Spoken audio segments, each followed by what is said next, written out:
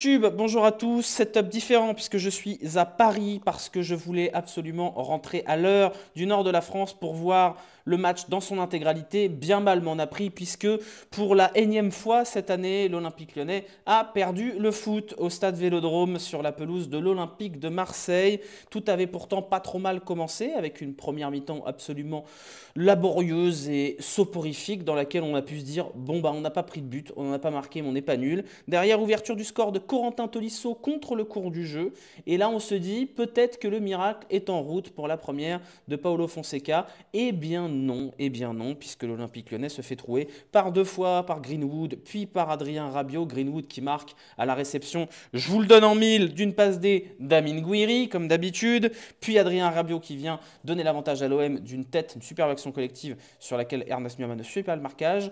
Et derrière, l'Olympique Lyonnais qui réussit à égaliser sur un penalty qu'on qualifiera franchement de généreux sur une main de Adrien Rabiot dans la surface. Derrière, petit coup d'espoir, célébration clim de la Casette. Il était peut-être un petit peu tôt pour faire le malin, puisque c'est Luis Enrique qui va donner la victoire à l'Olympique de Marseille à la 84e minute sur un centre rentrant de Paul Lirola qui n'existe que contre l'Olympique Lyonnais. Voilà, il y a des joueurs comme ça, centre rentrant au second poteau, sur lequel Luis Enrique est totalement abandonné. 3-2, victoire logique de l'Olympique de Marseille. Ce n'est pas parce qu'on a vu un Olympique Lyonnais pas totalement atroce pendant 95 minutes que l'OL aurait mérité de remporter ce match. Voilà, il faut dire les choses correctement. Et d'ailleurs, puisqu'on ne va pas se contenter de les dire, on va les montrer puisque j'ai les stats du match qui évidemment ne fonctionnent pas au moment où je vous parle, mais ça va arriver dans 30 secondes si vous le voulez bien. Hop là, c'est ici. Voilà, pour vous montrer que les stats, elles sont assez limpides. 3 expected goals pour l'OM, 1,75 pour Lyon, 19 tirs à 10. Le score est logique, le 3-2 est logique. On se satisfera peut-être du fait que l'OL a réussi à créer un petit peu de jeu, un petit peu d'occasion pendant peut-être un quart d'heure, 20 minutes. Mais c'est à peu près tout dans l'absolu. On aura vu un OL qui aura tenté d'être solide et qui en aura quand même pris 3. Voilà, premier match de Paulo Fonseca avec l'Olympique Lyonnais. Alors j'en vois qui s'excite beaucoup. Oui, je ne suis pas très content de ce premier match. Une compo de départ qui était dans la foulée de compo de Pierre Sage, un 4-2-3-1 avec Tolisso en 10. Le seul changement par rapport au compo de Pierre Sage, c'est qu'avec Pierre Sage, on avait Verretou et Tolisso sur la même ligne. Cette fois, on avait Verretou sur la ligne de Matic et Tolisso en 10. Ryan Cherki toujours dans cette position de faux ailier qui repique. Koumbedi titulaire. Ernest Nuama aligné de nouveau en ailier gauche. Ça n'a pas fonctionné, si ce n'est un Corentin Tolisso de gala qui nous a permis d'espérer quelque chose qui n'est finalement jamais venu. La première mi-temps est une insulte au football, nous dit-on en chat. C'est vrai, la première mi-temps de ce match était probablement, alors j'ai pas vu évidemment tous les matchs de Ligue 1 depuis le début de la saison, mais c'est une des pires premières mi-temps que j'ai vues de la saison, si ce n'est la pire. C'est-à-dire qu'on avait un Noël regroupé derrière qui bétonnait et un Olympique de Marseille totalement stérile. Il s'est rien passé ou presque, à part peut-être une occasion de Tolisso sur coup franc, un coup franc de Cherki qui tombe sur la tête de Tolisso. Et c'est tout, retour des vestiaires beaucoup plus rythmé, notamment parce que Tolisso ouvre le score et oblige le match à se débrider. Et à ce jeu-là, malheureusement, c'est l'OM qui a été beaucoup plus fort, beaucoup plus cohérent sur le terrain.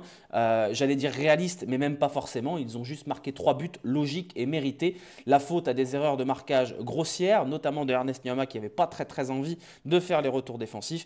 Voilà, qu'est-ce que vous voulez qu'on dise de plus sur le résultat, si ce n'est que il n'y a pas de scandale, hein, il n'y a pas de scandale. L'OL est tombé sur une équipe qui est bien plus aboutie que la sienne, même si ce n'est pas le meilleur match de l'Olympique de Marseille cette saison et qui a probablement beaucoup de choses à régler. Mais voilà, l'OM est une équipe qui joue le top 3 et Lyon est une équipe qui joue le top 6 au mieux, puisqu'avec cette défaite, l'OL dit quasiment adieu à la potentielle qualification en Ligue des Champions. La 4e place peut-être, elle n'est pas totalement inespérable, mais alors pour aller rattraper l'OM, ça risque d'être très compliqué et on peut difficilement rêver d'une remontada comme avec Pierre Sage, avec l'effectif que l'on a à disposition puisque le mercato est bientôt terminé. On nous parle de rumeurs de départ de Ryan Cherki. À titre personnel, je ne crois pas du tout. Voilà. Match également sauvé par Lucas Perry à bien des égards, même si sur le premier but, il est quand même pas génial, notre ami Lucas Perry. Bon, qu'est-ce que j'ai noté à part ça? J'ai noté un Noël totalement incapable de sortir le ballon pendant toute la première mi-temps. Et là, on voit qu'il y a quand même des lacunes techniques dans cette équipe.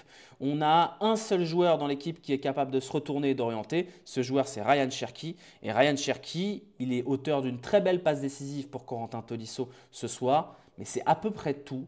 Et dans l'attitude, on n'y est pas du tout. Dans le repli défensif, pour le coup, on y est, parce qu'il a été quand même pas mal actif. C'est un des joueurs qui a le plus couru sur le terrain. Mais le Cherki collectif, le Cherki huilé qu'on a eu en première partie de saison, il n'est plus vraiment là. On a retrouvé un Cherki qui est toujours blindé de talent, qui est toujours capable de l'étincelle, mais qui a toujours tendance à s'enfermer dans ses qualités et dans ses défauts.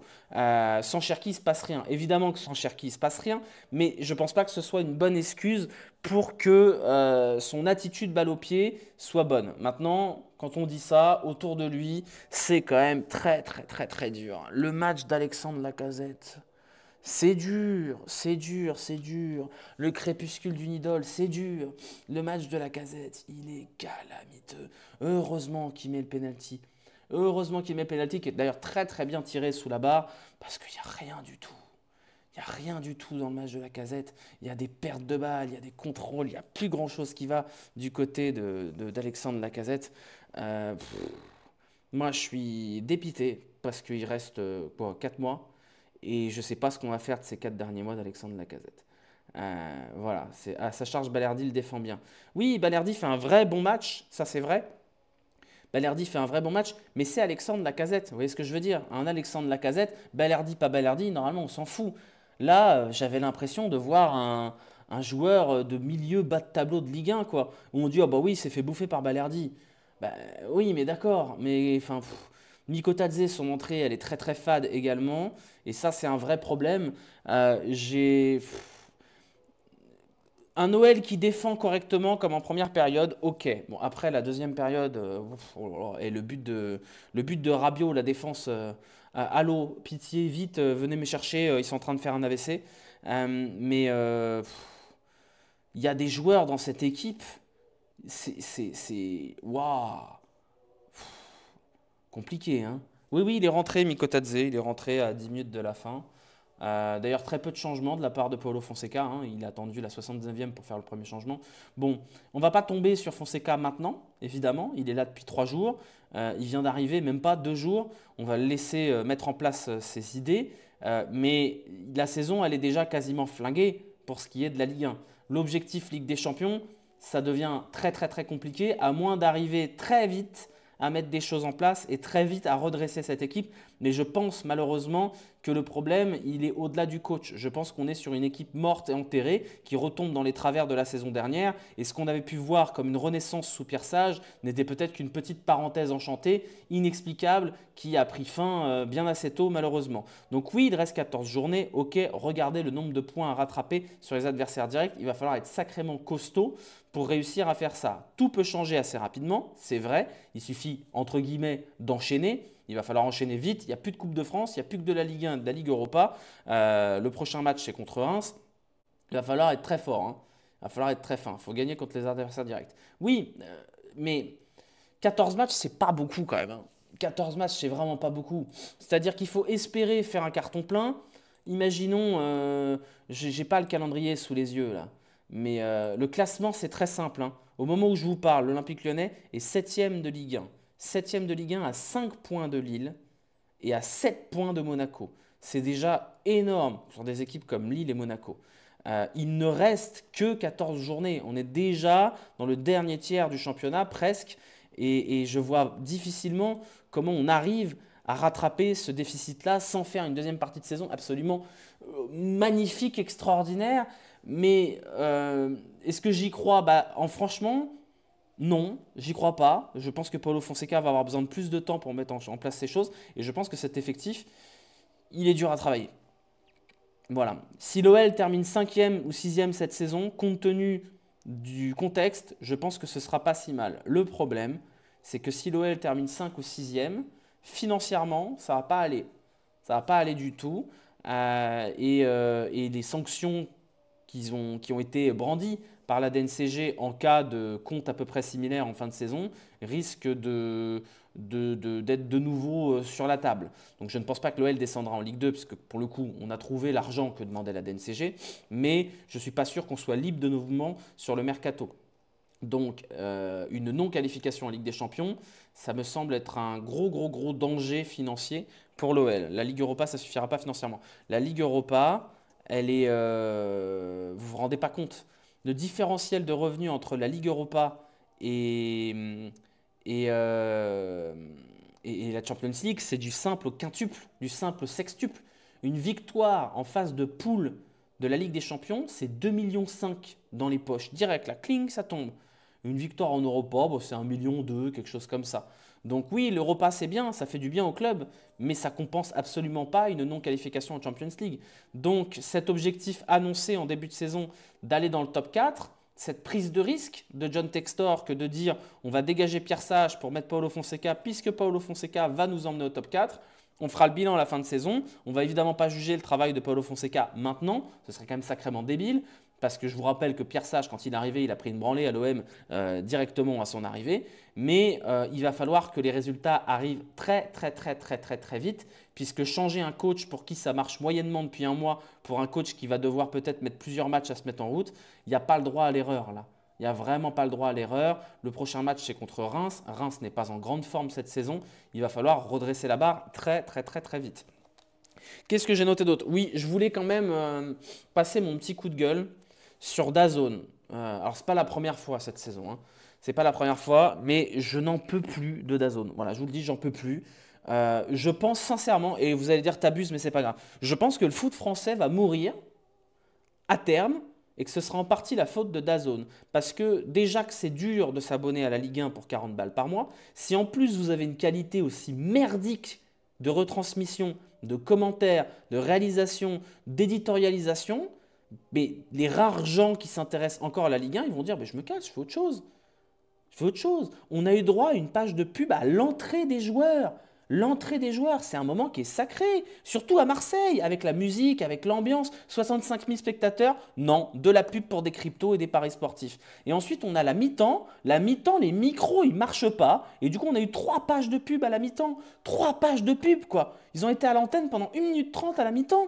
Et derrière la réalisation, on a des plans sur les tribunes et sur la basilique de Marseille, là, en plein match, en pleine action de jeu. Il y a un but marqué, on n'a même pas le ralenti. Enfin, on dirait que franchement, on dirait que la réalisation, elle est réalisée sur CapCut avec une IA. C'est scandaleux. Au prix que coûte DAZN, c'est scandaleux d'être aussi nul à chier dans l'éditorialisation. À un moment donné, ça repart sur le plateau, là, leur plateau de leur mag. Les micros ne marchent pas. Ils sont à... Enfin, je veux dire, on dirait qu'ils gèrent leur chaîne de télé comme moi, je gère mon stream quand je ne suis pas chez moi, quoi. C'est une folie. C'est une folie. Il y a vraiment... Il faut avoir très envie de regarder de la Ligue 1. Il faut être très fan de foot pour continuer à regarder du foot avec DAZN. Vraiment. Et ça... moi, ça me fout en rogne, voilà, ça me fout en rogne d'avoir un produit que moi j'aime, qui est traité comme de la merde comme ça. Et à terme, les gens, ils vont vraiment en avoir plus rien à foutre de la Ligue 1, et ce sera bien fait. Et à ce moment-là, regardez, les gens, ils préfèrent regarder Netflix. Bah ouais, ils préfèrent regarder Netflix, préfèrent regarder la F1 et le rugby parce que c'est mieux traité. C'est mieux traité. On dirait que c'est géré vraiment par une boîte de prod qui s'est montée avant-hier, quoi. Voilà, donc je suis sidéré par la qualité de retransmission. L'Olympico, c'est un des 5 gros matchs de la saison. Il y a PSG-OM, OM-PSG, et derrière, c'est OL-OM et OM-OL. C'est le plus gros match derrière PSG-OM de toute la ligue. La qualité de retransmission, quoi. D'un des plus gros matchs de la saison. Qu'est-ce qu'on montre aux gens qui ne sont pas fans de foot, quoi. C'est... Voilà, et bon, les commentaires, moi je pense que Walid est quelqu'un d'extrêmement talentueux, mais qu'il n'est pas forcément fait pour commenter des matchs en direct. Voilà, et je sais pas, il y a un truc qui sonne pas bien. Voilà, les micros à la mi-temps. Non, mais les micros à la mi-temps, quoi. Ils ont la mi-temps et les micros ils grésillent et ils te mettent une page de pub parce que les micros sont cassés, quoi. Non, mais le réalisateur, vous savez quoi? On a eu ce problème-là sur le Tour de France il y a quelques années. Le réalisateur du Tour de France, qui a vachement progressé depuis d'ailleurs, c'était du terrorisme audiovisuel, quoi. Le mec, il filmait les sprints, il filmait n'importe comment, on comprenait rien à ce qui se passait. Bah, j'ai l'impression que c'était le même là. Le même sur le match. Le mec qui a filmé le match sur DAZN, là, qui a réalisé le match, il n'aime pas le football. Il sait pas faire ça. Enfin, je veux dire, c'est un réalisateur de concert. C'est pas un réalisateur de match de foot. Ils l'ont trouvé, je sais pas, si c'est un freelance, j'en sais rien. C'est foi, c'est triste, quoi. C'est vraiment triste la qualité du produit, hein. Vraiment, hein.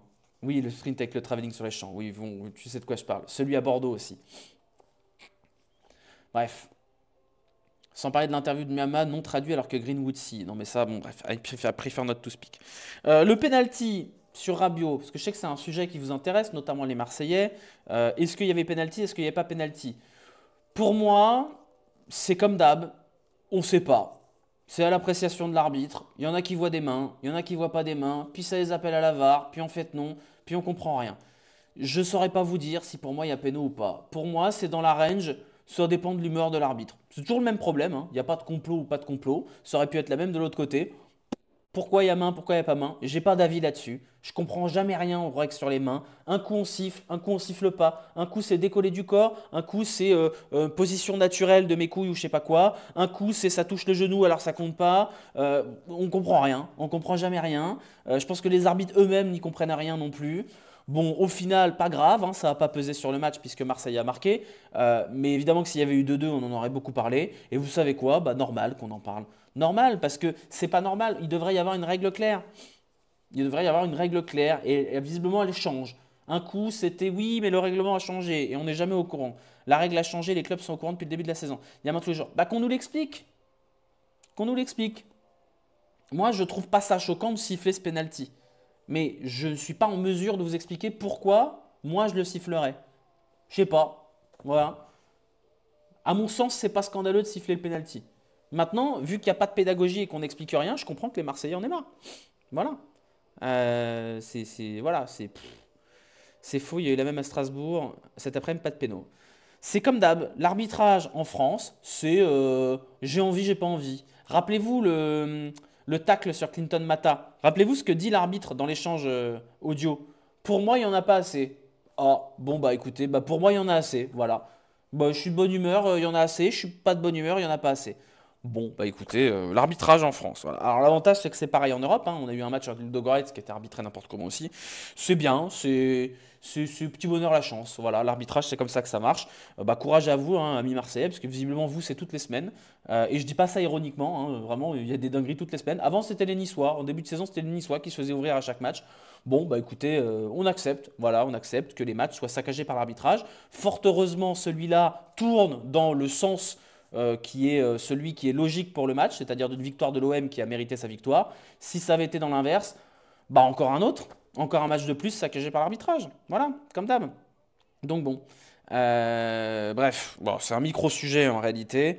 On a à peu près fait le tour en réalité de tout ce qu'on avait à dire, hein, pour prendre un peu de recul. Le chantier, il est colossal, hein, pour Paulo Fonseca. Il va vraiment falloir bosser, bosser, bosser, bosser pour réussir à sortir cette équipe de sa torpeur. Il y a des joueurs, ils n'ont pas envie d'être là, quoi. Il y a des joueurs, je sais pas. On est dans la même situation que l'an dernier, au moment où l'OL est tombé très très très très bas. On a des joueurs, ils sont morts à l'intérieur. C'est des zombies. C'est la saison 17 de The Walking Dead. Par exemple, je pense pas que Tanner Tessman soit un joueur nullissime. Vous voyez ce que je veux dire? Mais alors là, les deux dernières sorties de Tanner Tessman, on se demande s'il est footballeur professionnel, quoi. Alexandre Lacazette, il n'y a plus rien, il y a plus rien dans le caisson, là, c'est vide, il faut aller à la station-service recharger, là, c'est catastrophique. Ernest Nuama, je l'ai trouvé franchement pas scandaleux dans son rôle offensivement, mais il faut revenir, monsieur Nuama, il faut défendre un peu, il y a quand même 2 buts pour lui. Koumbedi par contre, Koumbedi ça va en vrai, hein. Il y en a à sauver, ouais, Koumbedi ça va. Voilà, Verretou, agent infiltré. Bon, alors, Verretou, je ne l'ai pas trouvé si scandaleux que ça en première période. Mais alors, dès qu'il faut faire un truc qui dépasse, comment dire, il ne faut pas lui demander de faire quoi que ce soit d'intéressant. Voilà. Il faut vraiment pas lui demander quoi que ce soit d'intéressant, hein. On parle du gardien lyonnais qui glisse 3 fois sur les dégagements. Oui, il y a un petit problème de chaussures aussi, hein. Voilà, enfin, j'ai aimé Tolisso et Perry, le reste c'est moyen ou mauvais. Moi j'ai aimé, et on va faire les notes après, j'ai aimé Tolisso, évidemment, c'est le meilleur joueur de cette équipe. Merci la résurrection. Il a joué un petit peu plus haut, il a joué en position numéro 10, bah, on comprend pourquoi, vu que visiblement c'est le meilleur attaquant de cette équipe. J'ai aimé Koumbedi, moi, je vais pas vous mentir. J'ai bien aimé Koumbedi. Beaucoup d'impact physique pour le coup, beaucoup d'activité. Il fait des bons matchs, Koumbedi, et il mérite sa titularisation. Perry, est-ce que j'ai aimé Perry? Bah oui, puisqu'il fait des milliards d'arrêts. Par contre, le premier but, il est quand même un peu pour lui, hein. Le centre tir de Guiri, il doit l'avoir. Il doit l'avoir, il est quand même pour lui. Et il y a des relances qui sont quand même pas terribles de la part de Perry. Voilà. Le reste, si, non, maintenant j'allais dire Niakate, mais en vrai non, hein. Mata, oui, Mata, ok, mais bon, Mata, sur le deuxième but, il peut faire mieux aussi, hein. Mata, à la limite, ouais, Mata. Ouais. Moi, j'en veux quand même à la Lacazette. J'en veux parce que en vrai, ça me dérange parce que Lacazette, il pond un match absolument dégueulasse. Il y a un penalty, il tire très bien le penalty. On joue la 70e, l'OL est pas bon et il fait la célébration clim. Après ce qui s'est passé au match aller, tu fais la célébration clim à 2-2. Mais on est qui? On est quoi? On est Bourgoin? On est Annecy? On est Carquefou? La célébration clim à 2-2 au Vélodrome après ce que tu t'es mangé au match aller? La honte. Franchement, la honte. Tout ça pour ça, la honte.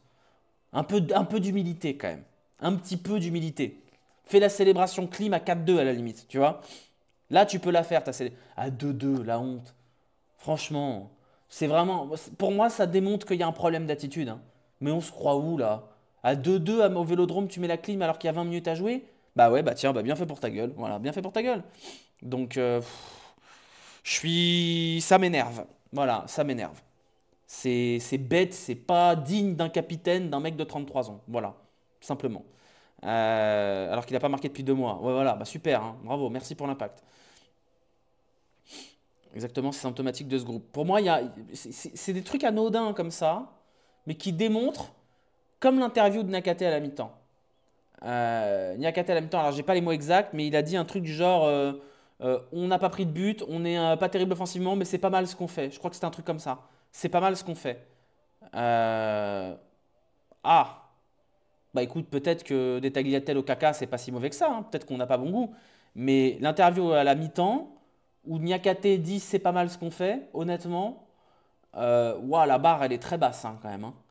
C'est vraiment. J'ai l'impression de voir une meuf qui te dit vous savez quoi, mon mec il a fait la vaisselle. Oh, incroyable. Ah ouais, la barre elle est très basse quand même, hein. La barre elle est très très basse. Donc pareil, Lacazette qui dit l'OL n'est pas malade, et notre deuxième mi-temps elle est bonne. Ah bon? La deuxième mi-temps elle est bonne? Bah moi je la trouve pas géniale la deuxième mi-temps, hein. Tu finis à 3,09 expected goals et 19 tirs concédés, c'est pas un bon match. C'est juste un match qui est pas absolument désastreux. Voilà, super, bravo, hein. Bravo. On n'a pas chié au milieu du salon sur le tapis. On a juste chié à côté des chiottes. Ah, c'est sûr, c'est un progrès, hein. C'est sûr, c'est mieux. Mais, ouah, je préfère 0-0 que 3-2. Bah, je préfère un match où il n'y a rien qu'un match où tu fais célébration clim à 2-2 et tu perds 3-2. Voilà, simplement. C'est tout. J'aime pas l'attitude de ce groupe. J'aime pas le match de certains joueurs qui font pas les efforts. Je trouve le match de Lacazette scandaleux. Voilà, super, bravo pour le but super sur penalty. Je le trouve scandaleux, le match de Lacazette. Voilà. Dans la qualité technique, dans l'impact qu'il a mis, dans l'intensité. Je suis le premier à le sucer dès qu'il remet les pieds un peu en avant. Mais alors là, si c'est ça notre capitaine, bah bon courage Paolo, hein. Bon courage. Vraiment bon courage. Cherki, on en a parlé un peu de Cherki. Cherki, en même temps, c'est le seul qui est capable de créer quelque chose dans cette équipe. On ne peut pas lui retirer ça. D'ailleurs, la passe décisive pour Tolisso, elle est magnifique. Mais ça, on le sait. On le sait que c'est un joueur qui est blindé de talent, Cherki. Moi, ce que je demande à Cherki, c'est pas ça. Ce que je demande à Cherki, c'est d'être un joueur qui soude le collectif. Un joueur qui accélère le jeu. Un joueur qui fait jouer les autres. Et le Cherki qu'on a aujourd'hui, il surnage dans une équipe de clowns, mais c'est pas suffisant. Il doit être le leader technique qu'il doit être. Et l'attitude de Cherki balle au pied, l'attitude sans le ballon aujourd'hui, bah c'est pas suffisant. C'est pas suffisant. Et je pense pas que ça tire les autres dans le bon sens. Donc En même temps, c'est dur de se focaliser sur Cherki parce que c'est très loin d'être le plus mauvais dans cette équipe. C'est très loin d'être le plus scandaleux. Mais en même temps, on est obligé d'en attendre énormément de la part de Cherki. Parce que il a un statut particulier, parce que c'est un des joueurs les mieux payés de l'effectif, parce que tout le bordel extrasportif de partira, partira pas et compagnie, et parce que c'est l'homme providentiel. Donc, moi, je suis pas content. Voilà, oui, c'est lui l'extérieur sur la dernière occasion. Oui, oui, oui, c'est un coup franc. Il change de pied pour faire un extérieur. C'est pas un coup franc. Il change de pied pour faire un extérieur. Voilà, enfin, c'est globalement extrêmement insuffisant. Extrêmement insuffisant. Et, euh, et on savait de toute façon qu'en nommant Paulo Fonseca 2 jours avant un match comme celui de l'OM, c'est presque rassurant de faire 3-2 et d'avoir été dans une position à un moment donné de faire un résultat. On va se raccrocher à ça. On va se raccrocher au fait que l'OL a chaté un penalty et réussi à marquer un but sur contre. Et ça fait 2 buts et c'est déjà pas mal. Mais alors, waouh, waouh, la vache. Textor a flingué le match de ce soir en réalité. Moi, Textor, vous connaissez mon avis. Je pars du principe, je pense que la crise de l'OL, elle est commencée en fin d'année civile.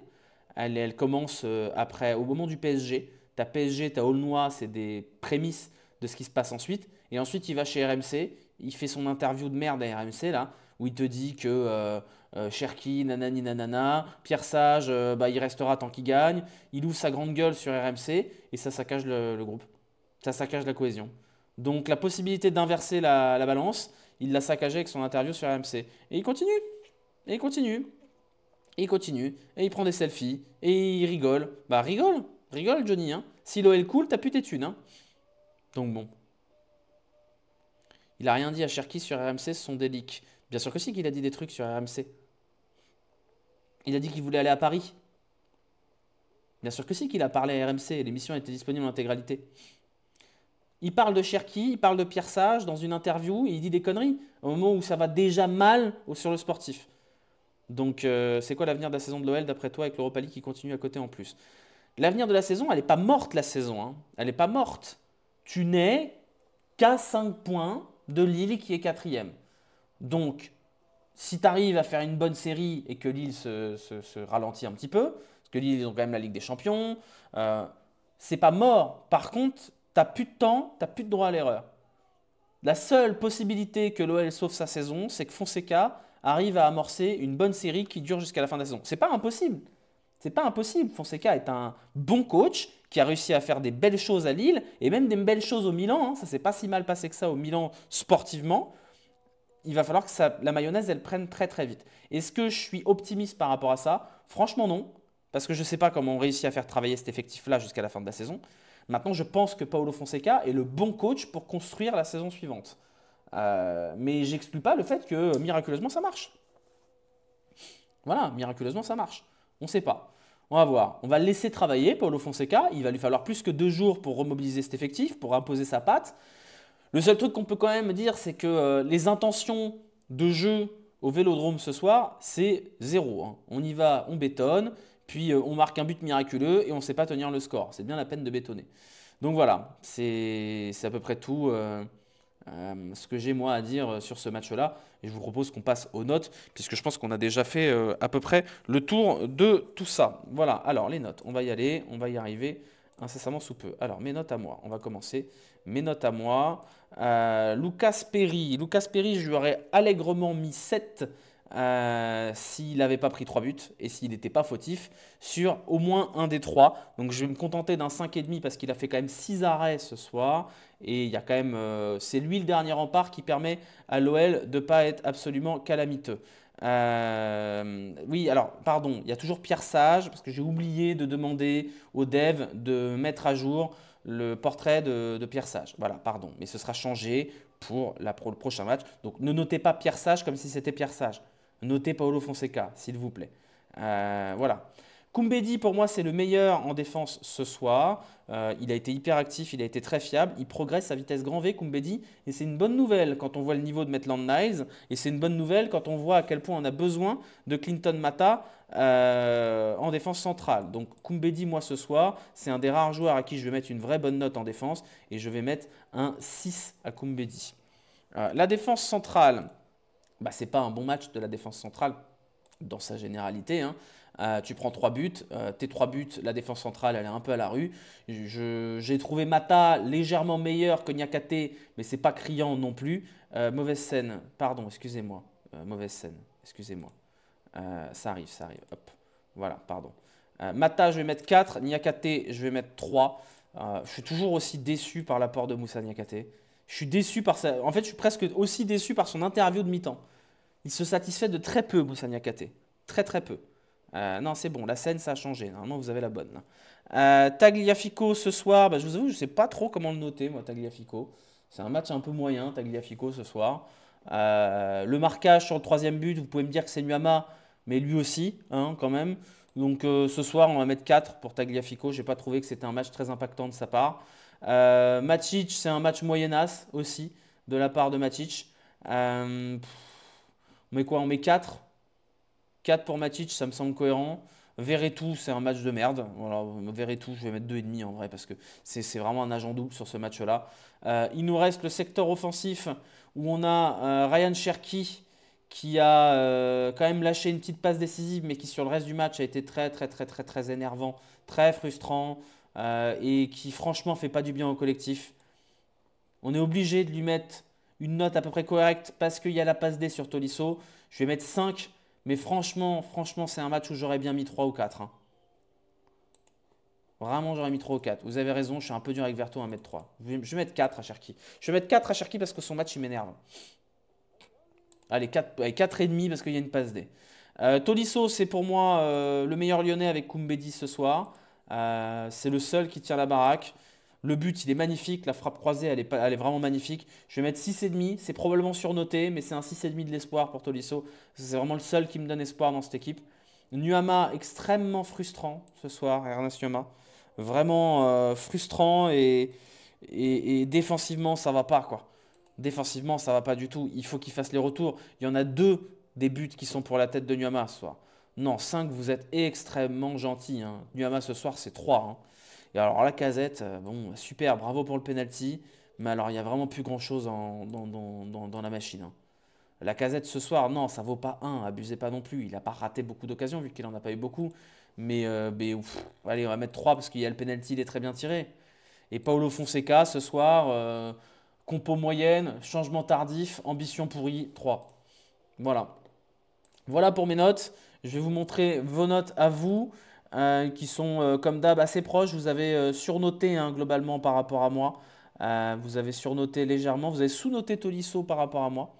Et vous avez mis 5 à Pierre Sage, mais je sais qu'il y en a, enfin Pierre Sage, à Paulo Fonseca, mais je sais qu'il y en a pas mal qui ont voté comme si c'était Pierre Sage. Donc ne faites pas ça pour la prochaine fois, s'il vous plaît. Compo moyenne, il peut faire quoi de mieux? Bah je sais pas, tenter un truc. Voilà, tenter un truc, éventuellement. Les remplaçants. On note pas les remplaçants s'ils ont joué moins de 15 minutes. On note les remplaçants quand ils jouent au moins 15 minutes. J'estime que c'est pas cohérent de donner une note à un remplaçant s'il a eu moins de 15 minutes pour s'exprimer. Voilà, ta célébration clim, quelle lucidité sur la situation. Exactement. Exactement. Voilà, on a terminé ce débrief. Je ne vous mets pas le classement des pronos parce que comme je ne suis pas chez moi, c'est un peu compliqué d'avoir les 2 écrans. Enfin, je n'ai pas de deuxième écran tout simplement. On se retrouvera cette semaine peut-être pour un live nocturne, mais c'est pas sûr. C'est pas sûr. S'il y a un live nocturne, il sera, bah, j'en sais rien, probablement mardi soir, je dirais. Mardi soir. Et après, le prochain débrief, ce sera le débrief du match contre Reims, qui, si je ne dis pas de bêtises, est à 15 h dimanche prochain. Donc le débrief sera sur les coups de 17h45, 18h. Je vous rappelle que vous pouvez faire les pronos. Vous tapez point d'exclamation pronos dans le chat et vous mettez le score du prochain match. Parce que j'irai au stade pour le match contre Reims. Donc le débrief sera aux alentours de 18h. Voilà. Merci à vous d'avoir suivi le débrief. N'oubliez pas de lâcher des petits pouces, les commentaires sur le futur replay YouTube qui arrivera Bah, demain matin, voilà. Je vous rappelle que les rediffs, désormais, je les mets derrière les subs parce que toutes les rediffs sont dispo sur YouTube et que je préfère, de manière générale, que vous alliez sur YouTube voir les rediffs. Voilà. Je vous souhaite à tous une bonne fin de soirée. Moi, je vais aller me reposer parce que j'ai vraiment besoin de me reposer et de rentrer à Lyon demain. Tu as bu combien de bières au cyclocross? 4 hier, 0 aujourd'hui. Voilà. À demain matin. Non, pas à demain matin, Lyon. Je vais dormir demain matin. Allez, ciao, bisous, prenez soin de vous. À bientôt.